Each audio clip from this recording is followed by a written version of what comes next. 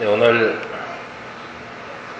누가복음에 나와 있는 누가복음 1장 28절에 마리아가 은혜를 입은 자야 라고 하는 인사말을 도대체 그게 무슨 뜻일까 라고 생각하는 장면이 나옵니다.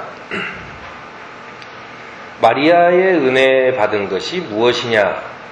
우리가 흔히들 너무나 잘 아는 이야기이기 때문에 마리아가 당연히 예수를 낳고 그랬으므로 은혜를 받았겠지라고 생각을 하지만 사실 마리아가 받은 은혜는 어떻게 생각해보면 굉장히 큰 저주입니다. 이 은혜라는 것은 처녀가 애를 낳을 것이라고 하는 것과 그 아이의 이름을 예수라고 지으라고 하는 이 두 가지입니다. 이것은 마치 예수 안에서 사무엘하 7장 12절에서 16절까지의 그 약속이 성취될 것이라고 하는 것인데 아무리 그 조상의 약속이 성취된다 하더라도 갑자기 마리아에게 닥친 이 은혜의 말씀이라고 하는 것은 그 이스라엘 백성들이나 구약성서를 잘 믿는 사람들이 볼 때는 은혜겠지만은 당사자인 처녀가 볼 때는 이거는 천처병력과 같은 그런 저주의 말씀이 된다고 하는 이야기입니다. 사무엘하 7장 12절에서 16절에 이렇게 되어 있습니다. 너의 생애가 다하여져서 네가 너의 조상들과 함께 묻히면 내가 내 몸에서 나올 자식을 후계자로 세워서 그의 나라를 튼튼하게 하겠다. 바로 그가 나의 이름을 드러내려고 집을 지을 것이며 나는 그의 나라의 왕위를 영원토록 튼튼하게 하여 주겠다. 나는 그의 아버지가 되고 그는 나의 아들이 될 것이다. 그가 죄를 지으면 사람들이 저의 자식을 매로 때리거나 채찍으로 치듯이 나도 그를 징계하겠다. 내가 사울에게서 나의 총애를 거두어 나의 앞에서 물러가게 하였지만 나의 자손에게서는 총애를 거두지 아니하겠다. 네 집과 네 나라가 내 앞에서 영원히 이어갈 것이며 네 왕위가 영원히 튼튼하게 서 있을 것이다 라고 하는 말씀입니다. 어찌됐거나 이 당사자인 처녀에게는 이 말씀이 들어오지 않겠지요. 처녀가 지금 애를 뱄다고 하는 소식이 전해졌는데 이것이 나라가 어떻게 됐건 민족이 어떻게 됐건 결코 그 사람에게 중요한 것은 아니었을 것입니다. 처녀가 애를 낳을 것이라고 하는 이것도 저주스럽지만 그 아이의 이름을 예수라고 지어라 하는 것도 굉장히 어떻게 생각하면 저주스러운 말씀입니다. 왜냐하면 이스라엘 전통에 있어서는 그 아버지가 아이의 이름을 짓게 되어 있습니다. 그러므로 처녀가 애를 뱄어도 어떤 남자가 나타나서 이 아이의 이름은 누구다라고 얘기하면 그 남자가 아기 아빠가 되는 거예요. 그래서 때로는 용서가 되기도 했겠지요. 그러나 이 처녀는 애를 낳음과 동시에 이 이름도 자기가 얘기해야 되는 그런 상황에 놓입니다. 이건 예수라고 하기로 했다. 그럼 도대체 네가 누구랑 애를 낳냐? 라고 했을 때 이 처녀는 더 이상 할 말이 없어지게 됩니다. 사람들에게 천사 가브리엘이 나타나서 나에게 그렇게 얘기했다라고 얘기하면 누가 믿어주겠어요? 지금 처녀가 애를 뵈가지고 어느 날 갑자기 주변 사람들에게 천사 가브리엘이 나타나서 나한테 애를 뵈게 했다라고 얘기하면 그 사람을 정신병원에 넣어야 되나라고 고민을 하지 누가 그 얘기를 믿겠습니까? 바로 이런 그 처녀인 마리아에게 은혜라고 하는 것은 저주일 수 있다라고 하는 이야기입니다. 그런데 놀랍게도 이 마리아는 태도가 달라요. 오늘 우리는 믿음 안에서 본다라고 하는 이야기들을 합니다. 내가 우리 어렸을 때는 어른들이 이런 농담을 자주 했어요. 야, 너 저 다리 밑에서 주워왔어. 이런 농담을 굉장히 많이 했습니다. 요즘 애들은 그런 농담을 별로 안 듣고, 왜냐하면 그 농담을 듣고 상처를 받았던 세대들이 지금 부모의 나이가 돼서 그 상처 때문에 아이들한테는 그런 말을 잘 안 하는가 모르지만 우리 때는 그런 말을 많이 들었습니다. 너 다리에서 주워왔나 보다고. 그래서 사춘기를 겪는 나이 때는 진짜 우리 엄마가 아닌가 봐 라고 생각하면서 집을 나갈 결심도 해보고 뭐 그랬던 기억이 납니다. 그랬을 때 진짜로 우리가 생각해 보면은 진짜 저 사람이 내 엄마일까? 저 사람이 내 아빠일까? 라고 하는 의심에 있어서 내가 그것을 뭘로 증명을 하고 아직까지 또 엄마 아빠로 모시고 사는지에 대한 물음을 제가 여러분들에게 던진다면 여러분들은 아마 선뜻 대답을 못 하실 것입니다.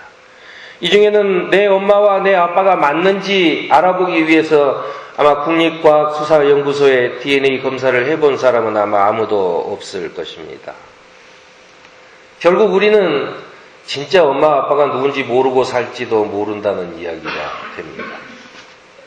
놀라운 이야기죠. 그런데 우리는 아무 의심 없이 그분을 엄마로, 그분을 아빠로 모시고 그렇게 살아온 겁니다. 그리고 이제 와서 누군가 야 너 어렸을 때 주워왔어 라고 얘기하면은 뺨이란 한 대 때리고 싶은 심정으로 그 사람을 우습게 보지요. 바로 이런 겁니다. 믿음이라고 하는 것은 우리가 증명할 수가 없어요.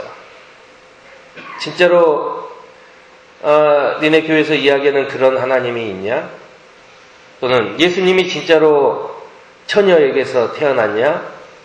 또는 예수님이 진짜로 그 태어남으로 인해서 우리에게 구원의 역사를 이루어 주시냐? 라고 하는 문제는 국립과학수사연구소에서조차도 밝힐 수 없는 문제입니다.